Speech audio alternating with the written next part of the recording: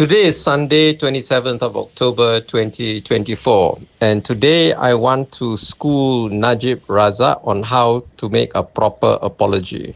A proper apology consists of three parts. Part one, you need to give an abject apology. You need to show remorse and regret at what you've done.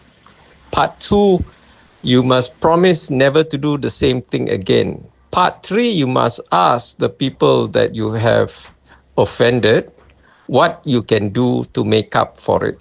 Now, what he can do is serve his sentence in full and not ask for discounts on either the fine or the jail term.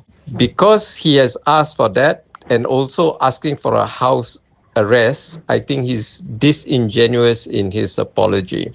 If I were an autocratic dictator, he would have been shot by a firing squad long time ago. And I think this sentiment is shared by most Malaysians, all thinking Malaysians who know that they've been cheated.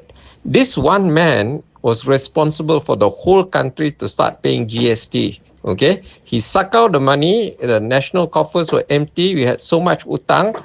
He had the cheek to go and get us to pay for what money he had stolen.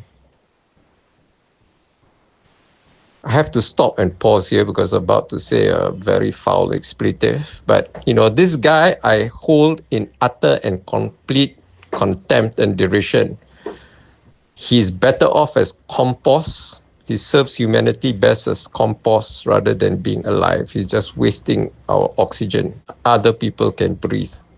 He has stolen the most money as a kleptocrat in not only living memory, but in the whole of modern history. And yet, there are stupid people who want to forgive him, give him discount. How daft can you be? Don't forget to hit that subscribe button to show your support.